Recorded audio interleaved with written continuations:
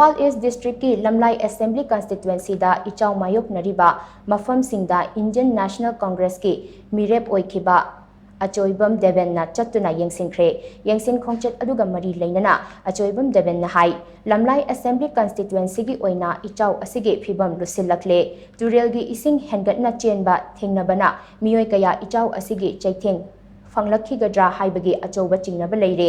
AC असिगी ओइना इचाउ असि लाक्षिनबा पाइखटपा याबा थबक खुदिंगमक पाइखटले अदुम ओइनमक मियामना चेक्सिन थौरांग लौखटपगे तंगाई फदबा ले इचाउ असिना मरम ओइरगा कनागुंबना लेफम चाफमगी खुदोंग चादबा मायोकनरबसु महाकी मयुममक्तदा हांगदुना थमलिबा रिलीफ कैम्प असिदा लाकपियु हाइनसु महांगना मखा ताना फोंदोखे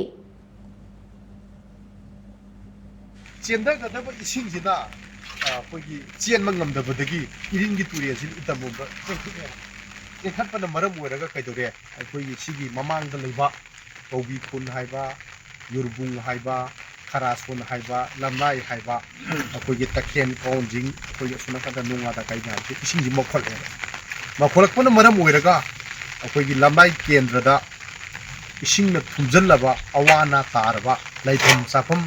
ꯂꯩꯇ꯭ꯔꯕ ꯁꯨꯒꯨꯝꯕꯒꯤ ꯑꯣꯏꯕ ꯂꯝꯂꯥꯏ ꯀꯦꯟꯗ꯭ꯔ ꯈꯛꯇꯒꯤ ꯑꯣꯏꯕ ꯔꯤꯂꯤꯐ ꯀꯦꯝꯞ ꯑꯃ ꯑꯩꯒꯤ ꯏꯁꯥꯒꯤ ꯌꯨꯝꯗ ꯍꯧꯗꯣꯛꯆꯔꯦ ꯑꯗꯨꯅ ꯂꯝꯂꯥꯏ ꯀꯦꯟꯗ꯭ꯔ ꯂꯩꯔꯤꯕ ꯄ꯭ꯔꯖꯥ ꯄꯨꯝꯅꯃꯛꯅ ꯑꯩꯒꯤ ꯌꯨꯝꯗ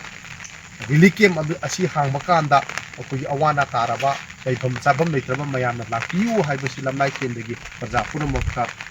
ꯈꯨꯠꯂꯣꯟꯅ ꯍꯥꯏꯖꯔꯤ